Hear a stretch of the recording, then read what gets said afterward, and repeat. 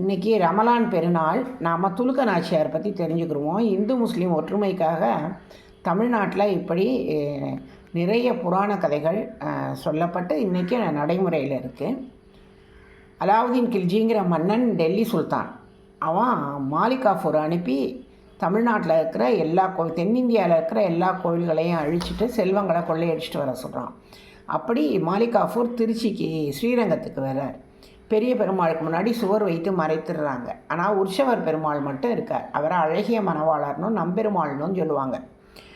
அந்த சிலையை எடுத்துக்கிட்டு ஏராளமான முத்து வைர வைடூரிய நகைகளையெல்லாம் எடுத்துக்கிட்டு 300 யானைகள் 20,000 குதிரைகளில் அவன் டெல்லிக்கு கொண்டு போய் சுல்தான்கிட்ட கொடுக்குறான். சுல்தானுக்கு ஒரு அவள் பேர் சுர்தானி. அவளை கூப்பிட்டு சுல்தான் உனக்கு எது வேணுமோ எடுத்துக்கமாங்கிற. அவள் எந்த நகையும் எடுக்காமல் இந்த நான் அழகிய மணவாளர் விக்கிரகத்தை எடுத்துகிட்டு தன்னுடைய அரண்மனைக்கு போகிறாள்.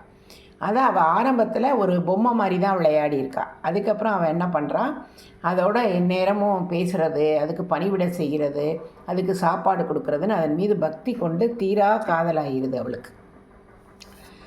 இப்படி இருக்கையில் ஸ்ரீரங்கத்தில் உற்சவர் இல்லைன்னு சொல்லிட்டு அவங்க என்ன பண்ணுறாங்க, பின்தொடர்ந்த வள்ளின்னு ஒரு நாட்டிய பெண்ணையும் ஒரு பெரிய தூதுக்குழுவையும் சுல்தான்கிட்ட அனுப்புகிறாங்க டெல்லிக்கு.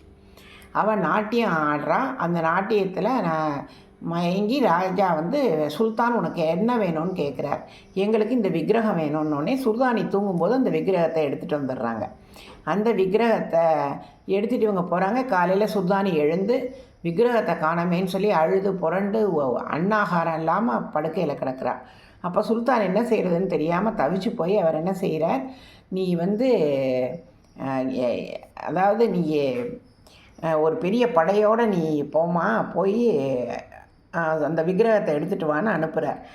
பெரிய படையோட டெல்லியிலேருந்து ஆட்கள் வர்றாங்கன்னே திரும்ப இவங்க சிலையை மறைச்சி வச்சிடுறாங்க. ஆனால் அந்த பெண் சிலையை காணணுன்னே கோவில் வாசல்லையே அப்படி மயங்கி விழுந்துடுறா. அவள்கிட்ட இருந்து ஒரு ஒளி கிளம்பி பெருமாளுடைய பாதத்தை சென்று சேர்கிறது. பட்டர் கனவுல பெருமாள் தோன்றி, நான் அந்த பெண்ணை மணந்து கொண்டேன், அவளை துலுக்க நாச்சியார்னு அவளும் ஒரு நாச்சியார்னு நீங்கள் வழிபாடு செய்யணும்னு. அதனால் இன்றைக்கும் ஸ்ரீரங்கத்தில் உலகின் மிகப்பெரிய கோவில் 21 கோபுரம் 7 பிரகாரம் கொண்ட கோவிலில் இன்றைக்கும் துலுக்க நாச்சியாருக்கு சன்னதி உண்டு. அவளை பார்க்க வரையிலெல்லாம் பெருமாள் கைலி கட்டிட்டு தான் வருவார். அந்த சன்னதியில் அவளுக்கு தூப தீபம் அகில் போட்டு தான் காட்டுவாங்க.